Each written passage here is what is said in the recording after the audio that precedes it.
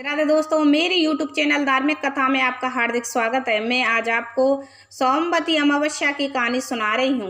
एक गरीब ब्राह्मण परिवार था। उस परिवार में पति पत्नी के अलावा एक पुत्री भी थी। वह पुत्री धीरे धीरे बड़ी होने लगी। उस पुत्री में समय और बढ़ती उम्र के साथ सभी स्त्रियोचित गुणों का विकास हो रहा था। वह लड़की सुंदर, संस्कारवान एवं गुणवान थी, किंतु गरीब होने के कारण उसका विवाह नहीं हो पा रहा था।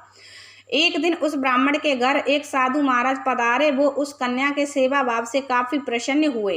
कन्या को लंबी आयु का आशीर्वाद देते हुए साधु ने कहा कि इस कन्या की हथेली में विवाह योग्य रेखा नहीं है। तब ब्राह्मण दंपत्ति ने साधु से उपाय पूछा कि कन्या ऐसा क्या करे कि उसके हाथ में विवाह योग बन जाए। साधु ने कुछ देर विचार करने के बाद अपनी अंतर्दृष्टि से ध्यान करके बताया कि कुछ दूरी पर एक गांव में सोना नाम की धोबिन जाति कि एक महिला अपने बेटे और बहू के साथ रहती है, जो बहुत ही आचार विचार और संस्कार संपन्न तथा पति परायण है।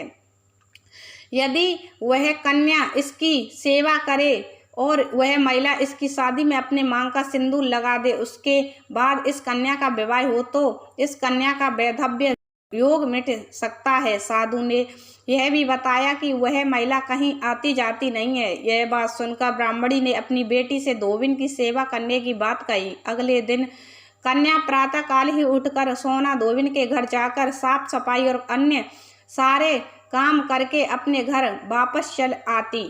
एक दिन सोना धोबिन अपनी बहू से पूछती है कि तुम तो सुबह ही उठकर सारे काम कर लेती हो और पता भी नहीं चलता। बहू ने कहा, माँ जी, मैंने तो सोचा कि आप ही सुबह उठकर सारे काम खुद खत्म कर लेती हो। मैं तो देर से उठती हूँ। इस पर दोनों सास बहू निगरानी करने लगी कि कौन है जो सुबह ही घर का सारा काम करके चला जाता है।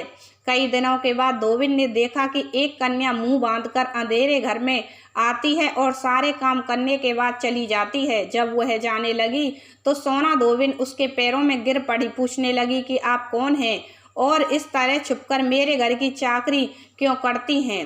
तब सोना कन्या ने साधु द्वारा कही गई सारी बात बताई। सोना धोबिन पति परायण थी, उसमें तेज था, वह तैयार हो गई। सोना धोबिन के पति थोड़ा अस्वस्थ थे।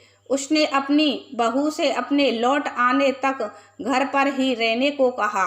सोना धोबिन ने जैसे ही अपने मांग का सिंदूर उस कन्या की मांग में लगाया, उसका पति मर गया। उसे इस बात का पता चल गया। वह घर से निराजल ही चली थी। यह सोचकर ही रास्ते में कहीं पीपल का पेड़ मिलेगा तो उसे भवरी देकर और उसकी परिक्रमा करके ही जल ग्रहण करेगी। उस दिन सोमवती अमावस्या थी। ब्राह्मण के घर मिले पुए पकवान की जगह उसने ईंट के टुकड़ों से 108 बार भवरी देकर 108 बार पीपल के पेड़ की परिक्रमा की और उसके बाद जल ग्रहण किया। ऐसा करते ही उसके पति के मुर्दा शरीर में वापस जान आ गई। धोबिन का पति वापस जीवित हो उठा। इसीलिए सोमवती अमावस्या के दिन शुरू करके जो व्यक्ति हर अमावस्या के दिन भवरी देता है, उसके सुख और सौभाग्य में वृद्धि होती है। पीपल के पेड़ में सभी देवों का वास होता है, अतः जो व्यक्ति हर अमावस्या को ना कर सके, वह सोमवार को पड़ने वाली अमावस्या के दिन 108 वस्तुओं की भवरी देकर सोना धोबिन और गौरी गणेश का पूजन करता है, उसे अखंड सौभाग्य की प्राप्ति होती है। ऐसी प्रचलित परंपरा है कि पहली सोमवती अमावस्या के दिन धान, पान, हल्दी, सिंदूर और सुपारी की भवरी दी जाती है। उसके बाद ही की सोमवती अमावस्या को अपने सामर्थ्य के हिसाब से फल, मिठाई, सुहाग सामग्री, खाने की सामग्री इत्यादि की भवरी दी जाती है और फिर भवरी पर चढ़ाया गया सामान किसी सुपात्र ब्राह्मण, ननद या भांजे को दिया जाता है।